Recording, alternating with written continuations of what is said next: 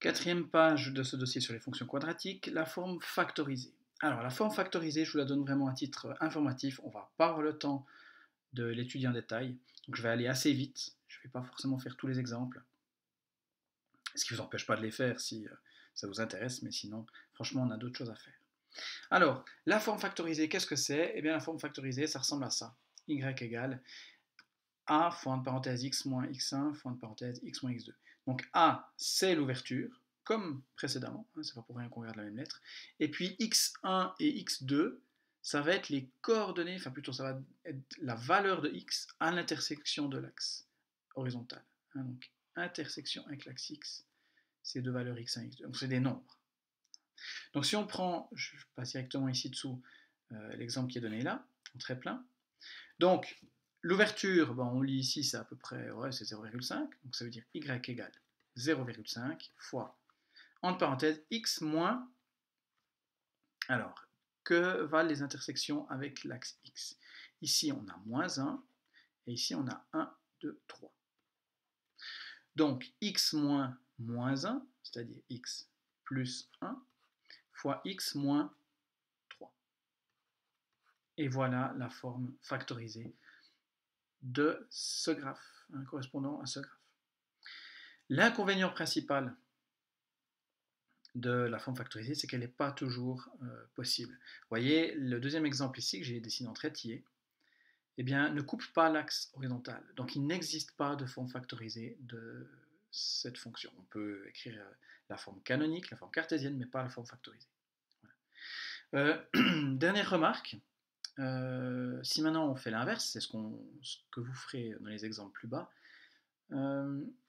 là je sais que ça passe par 1, super, par moins 1 ici, par 3, mais si je devais dessiner tout le graphe, imaginons qu'il ne soit pas dessiné puis que je dois le dessiner, ce serait quand même pratique d'avoir le sommet.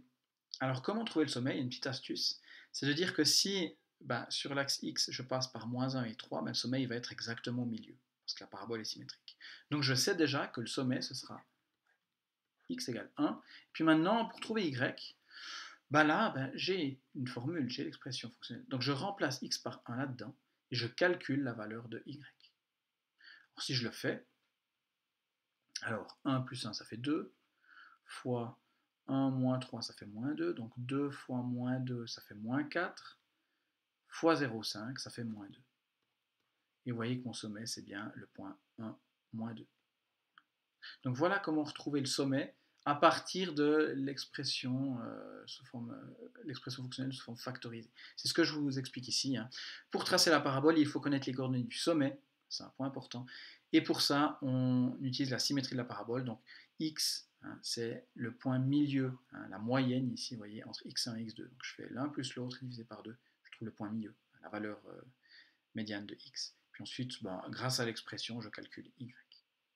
Voilà, je vais vous faire juste un exemple, le premier, et puis les autres, je vous laisserai les faire en cas d'intérêt, mais sinon, on passera à la suite. Alors, la première fonction, donc, et la seule qu'on va regarder, c'est celle-ci.